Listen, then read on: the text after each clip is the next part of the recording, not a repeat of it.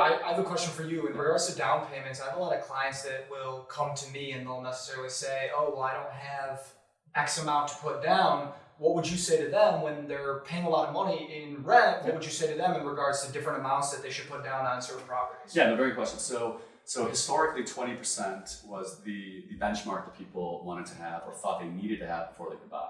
On a $300,000 place, that's $60K. That's a lot of liquid cash. And if you're a first-time home buyer, let's say you move to Chicago, you have your job, you've been there a couple of years, you want to buy a place, it would be, unless your job is just crazy, it would be very difficult for that person to accrue naturally through savings and payroll and all that, 60 grand of cash, right, on top of their rent, their car payments, whatever other debts they have. So nowadays, the most common down payments for first-time home buyers is 5% is super common, 10% is very common. When I see the 20s, it's almost always where parents are helping contribute.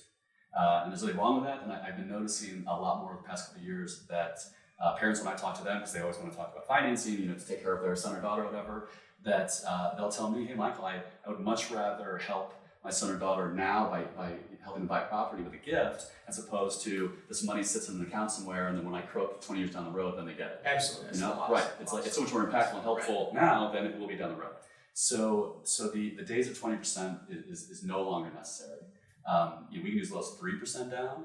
So if there's a condo for $300,000, that's $9 grand. So when you think of $9 grand, you're like, oh my gosh, that's so much money.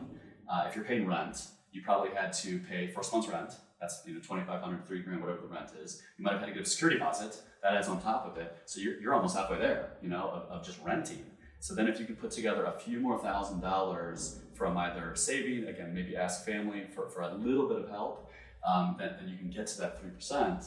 And then what I let a lot of people know, first-time home buyers, when you buy your place, you actually don't pay your mortgage for like a month or two, right? So then I tell people, hey, listen, if you're paying $3 grand in rent right now, so you get your security deposit back, you're not paying the first month's rent, there's almost $6. And then there's a month of you not paying a rent or a mortgage. So there's another $3 grand, boom, you're 3%, there it is. So it's much more achievable nowadays than it used to be.